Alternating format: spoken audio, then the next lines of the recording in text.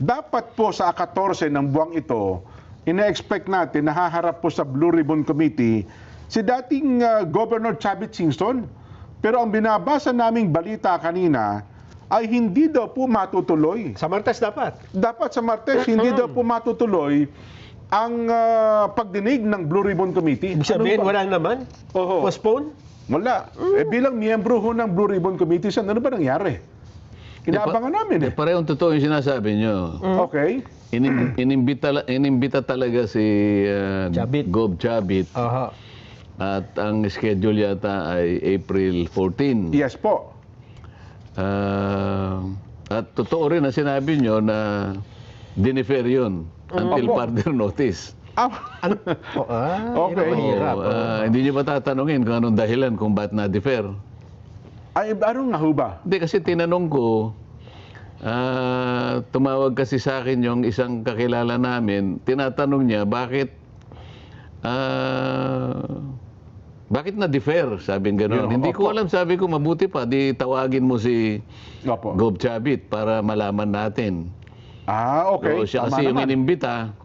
Yung imbitasyon kasi base doon sa aking privilege speech, isa siya sa mga sinabi ko doon na isa sa mga dapat na iharap mo at tawagin sa hearing.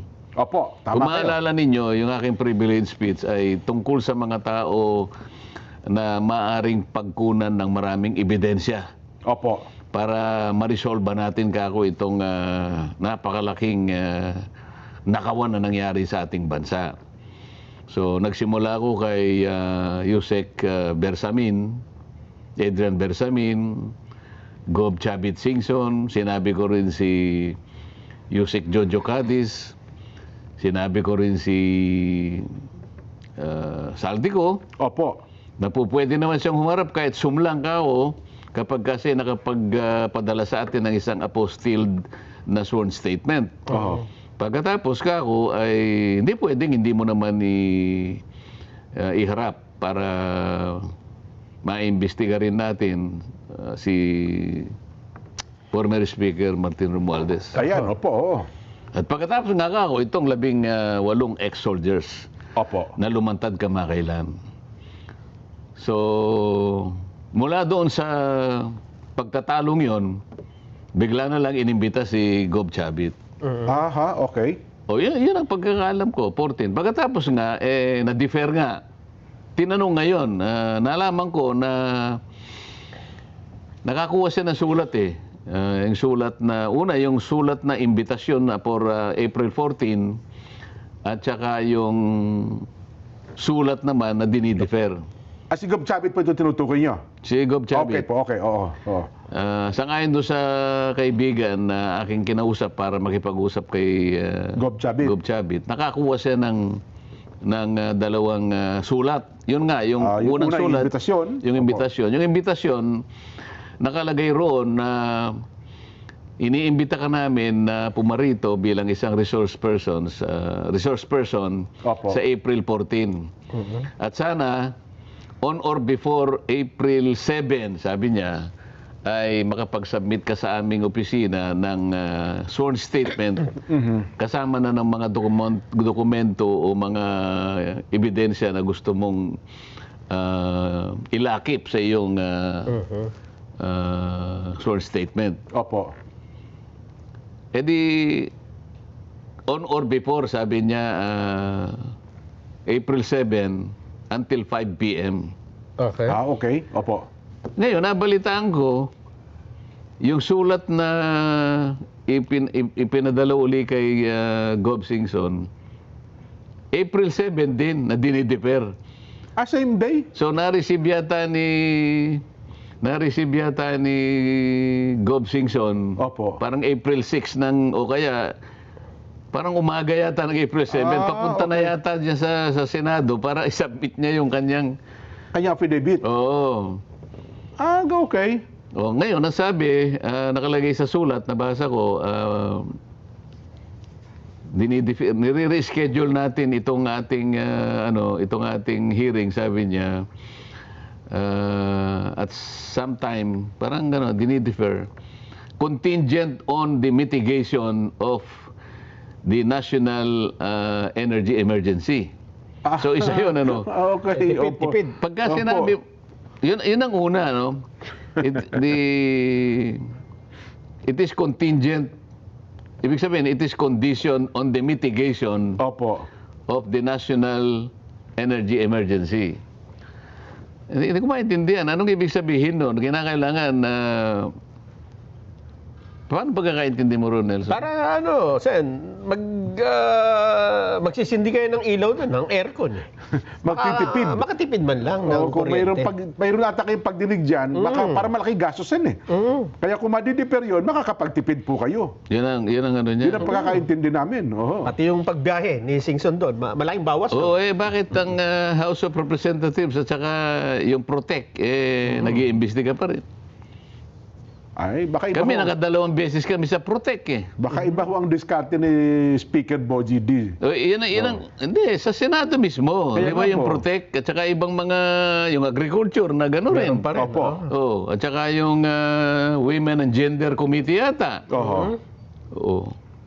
Tanging ang Blue Ribbon lang ang nagsasabi, it is condition upon condition on mitigation of national energy emergency. Pangalawa, Opo. at saka hindi pa namin natatanggap yung ano mo, yung Yung affidavit. affidavit. Opo. Paano nga matatanggap? Sinabi na nga 7, ibibigay, biglang diniper. Kasi yun ang nakalagay sa balita kanina na ang pangunahing dahilan, binabasa nga natin, Ay, hindi nakapag-submit. hindi daw po nakapagsusumite hanggang ngayon si Governor Chavit ng kanyang sinumpaang salaysay, ng kanyang affidavit. Hindi, yung naunang sulat na inimbitas siya na mag-appear on April 14, ang condition doon, oho. April 7 until 5 o'clock, Oo. isubmit mo yung ano, yung Affidavit niya. affidavit. Bakit April 7 ang sulat, dinidefer ang ano? Dapat sana April 8 man lang. Hindi, dapat sana April 5 man lang. April 6. Oo. May pasabi na. Papunta na raw yung papunta na raw yung mama, dala-dala yung kanyang sworn statement at mga dokumentong nakalagip doon. So, yun ang pangalawa. Opo. Pangatlo, sabi niya, and further review of the partial report O yun, isa pa, kasi wala pa rin pong pumipirma. and signature of the members. Oh, apat pa lang daw po pumipirma sin eh. Kailangan daw siyam eh. Teka muna, Para walang kinalaman. halimbawa ako, paano mo ako mainggan yung pumirma doon? Sinabi ko na nga, ito yung mga taong ito, dapat na iharap mo muna sa Blue Ribbon Committee Oo. dahil sila ay potential sources ng evidence. Para sa ganun, makita natin talaga, mapagsino natin, matukoy natin talaga Oho. kung sino-sino ang may kinalaman dito, lalong-lalo na ang pinakautak ng napakalaking nakawang ito sa buong kasaysayan ng ating bansa. Ako, yun pala. Hindi pa nga, si Chavit Singson pa nga, ang nailin niya pagkatapos dinifer pa. Oho. Inaasahan mo ngayon na pipirma yung mga kasama natin? Yun na nga. Yan. Ang isa pang narinig ko noon, kaya ayaw palang pumirma, tila yata si Senador JB, hinahanap niya yung pangalan ng 47 contractors. Sabi niya, wala dito sa report yung 47 contractors. Kapag hindi ko nakita rito, sabi ni Senador JB, hindi ko rin pipirmahan ito. Hindi rin ako pipirma sa report na ito. Yun ata, parang may mga hinahanap sila nga sen eh. Kaya nga, so, kanya-kanya sigurong pagtansya doon sa Opo. pagkagawa ng report. Ako, alam ko, dahil ako, meron na nga kami sariling minority report eh. Oho. Yung nagawa namin, at least, kabisado ko hanggang sa... Hanggang sa panahon kayo, chairman pa. Hindi, mas ginamit ko rin naman yung mga ibang... Bagay, o nga pala. Di ba? O ngayon, kung diniper niya uli, hanggang kailan? Talaga bang meron pa siyang Plano na. plano na talagang ituloy pa yung hearing ng Blue Ribbon? Oho. Yan ang nakakalungkot. Baka hindi lang nakakalungkot, yan ang nakakapagsikip ng dibdib ni Nelson siguro. Nakakasipayo nga yan. Kasi inihanda na namin ang aming sarili, di ba?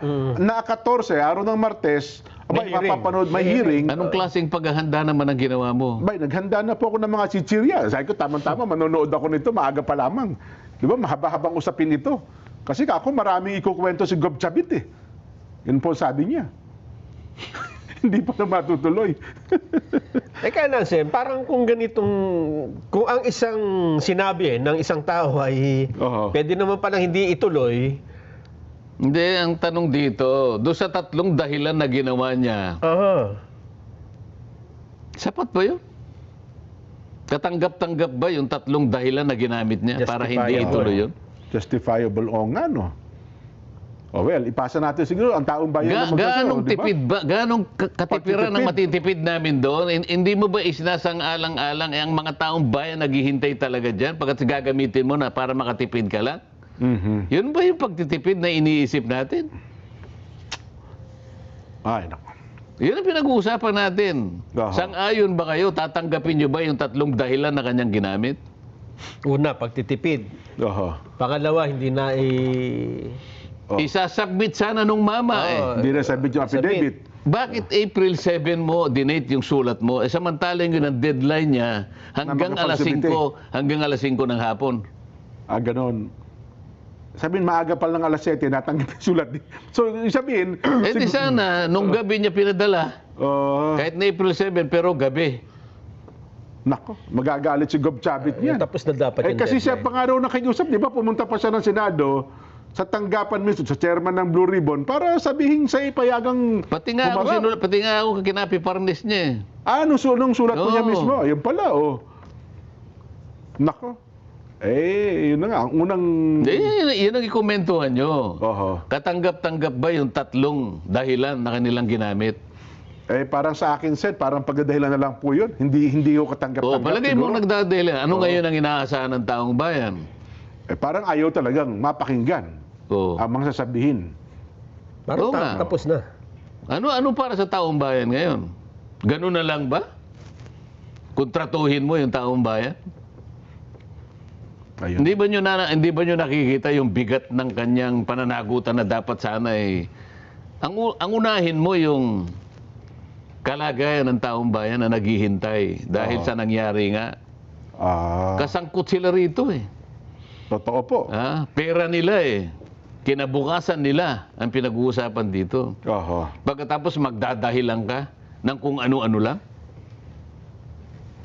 Mabigat ito, Seth. Ano ha? Kaya ang tanong dyan, Oho. mag-i-hearing ka pa ba? Parang hindi na. Ha? Parang ayaw na po. Ako sa tingin ko, Sen, Ano ba nakalagay? Indefinitely? Parang gano'n? Anong kaugnayan ng pirma? Oo. Anong kaugnayan ng pipirma at hindi ayaw pumirma? Doon sa report. Wala namang kinalaman yun eh. Kasi hinahanapan daw po siya ng partial report, Sen. Paano nga magkakaroon ng partial report? Kinu-question nga sa bakit itong mga taong ito ng panggagalingan ng maraming ebidensya ayaw mong tawagin. Yun ang problema. Yan ang problema mo kung nakikinig ka. Oho. Ayun. Di malamang. Baka lalo na hindi mo magpatawag yan ng pagdinig ng Blue Ribbon. Anyway, ano pa nilasan? May pahabol tayo. Meron tayong ano na lang, 5 minutes. Ayun yun na. Ayaw na po, Sen. Sukuhan na natin yan. Okay na Baka tayo. wala tayong asahan eh. Oo, parang wala tayong asa. Hindi. Nasisipayo ako. Pero umaasa yung mga taong bayan. Huwag mo Well, ibibitin yan, ha? Totoo po, oo. Ay, speaking of taong bayan, Sen, may kinalaman sa bagay na yan. Hinahanap ko po yung ano eh. Ito naman po, panawagan, Sen, doon sa PICAB, yung Philippine Contractors Association Board ba tawag doon? Accreditation Board. Accreditation Board. Kasi po, yun hong mga nasuspending mga construction company, nananawagan po sila sa PICAB na ang iba pala doon, Sen, ay biktima ng maling coordinates. Yung proyektong ginawa nila, sinabi Ghost Project, pero kung titignan pala, tama talaga yung coordinates, ay talagang meron naman palang isinagawa. Ang panawagan po ito, Sen, ay para po doon sa mga construction worker. Ito'y maliliit eh. Sabi nila, Jen, baka naman pwede makapag-komento si Sen Marcoleta rito. Kasi yung mga kontraktor nung mga kumpanya na hanggang ngayon ay hindi pa rin po nababayaran, Sen.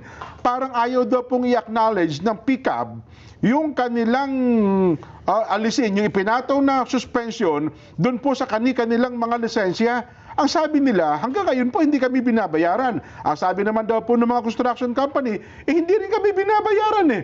Ano ipapasweldo namin sa inyo? Sabi ng mga construction worker, maawa kayo sa amin, arawan lang kami sa inyo.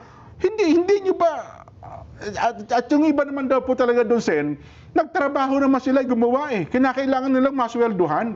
Kaya hinahanap nila, nasaan yung sweldo namin? Pandagdag din sa hanap buhay namin, pagkakakitaan din namin yun eh. Kaya ang kanilang pakiusap, pick up. Baka naman po pwede, aksyonan nyo na ang sentimientong ito ng mga construction company para mabayaran po yung kanilang mga construction worker. Yun po naman ang pakiusap nila, Sen. Bakit sa pick-up sila pumupunta? Kasi andun daw po yung para kilalanin, alisin yung kanilang ipinataw ng suspension, Sen. Bakit makakagalaw ba yung pick-up ng walang pahintulot, halimbawa yung Department of Public Works? Kasi nakasangkot pa sila sa problema eh. Ayun na nga po, Sen eh. Dapat pumunta sila sa Blue Ribbon Committee. Kasi di ba nala nyo ang pick-up, Sen, hindi under ata ng DPWs, hindi under, Sen, ng DTI. Kaya nga, Di pero ba? sangkot nga dyan, Oo. di ba? Siguro dapat nilang puntahan yung USEC, yung bagong USEC ng DPWH, Oo. na yan ay tao ni Senador Ping Lacson. Ah, Oo. Kasi siya yung nagbulgar na talagang mali lahat ang coordinates. O, doon sila ganun magsimula. ba? Oo. Lalo pa naman daw po ngayon, Sen, pinagkumpara nila yung gastos ng DPWH. Saka naman nakakita na yung taong yun, awol yun sa maraming sa maraming panahon eh. Pagkatapos naging USEC ng DPWH. Sino yun? USEC Bisnar. Dating opisyal yun, di ba? Oo, dating pulis. Dating Awol. general, oo. Oh, kaya nga tinatanong ko, paano ka nakarating dyan eh? Ganun ho ba? Oh, siya yung nagbulgar. Sabi ko, nung unang pag-hearing pa, sinabi ko na mali lahat ang coordinates na yan. Opo, oo. Pagkatapos ng ilang mga hearings, siguro pang-6, 7 hearing, at saka siya nagpahayag na lahat nga po pala ng kanya, matagal ko na akong alam yan. Oho. Ginugol nila yung buong panahon ng pag-hearing sa pagsasabi na mali lahat ang coordinates. Nako. Doon lahat pumunta dapat ang mga kontraktor, pag-usapan nila lahat yan. Yun. Ang problema dito, Sen, yung mga construction company na sabi nga natin, na nananawagan noon pa, hanggang ngayon daw po kasi hindi sila sinuswelduhan, Sen eh. Yun ang Nakakaawa kaawang naman. kalagayan. Oo. Di ho ba? Talaga nagkasabit-sabit na dyan. Oho. Dahil komplikado ng pinag-uusapan, ay mag-uusap-usap silang lahat dyan. Oho. Meron palang iba dyan, kung itatama lang pala yung coordinates ng Son, tsaka Sen, Nandun naman. nandun naman yung trabaho. Yung Ang ibang project. araw halos patapos na yung gagawin eh.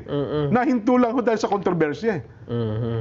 Hindi nga, kaya dinidiscuss ngayon yung mga wrong coordinates para palabasin nila Oo. na hindi naman pala yan ang unang isusunod nila dyan eh. Ayun! Hindi naman pala ganun karami yung ghost project.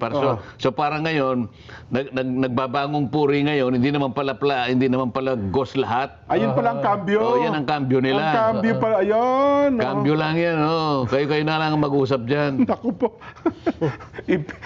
Kawawa pala buhay ng mga construction Di ba? worker natin dito. Sala sa init, sala sa lamig eh. Oo. Nung una, ganito, buong pagmamalaki, eto lahat ang na 400 na something ghost Opo, project. Ngayon, pinalilito nila. Di, mali lang ang coordinates eh.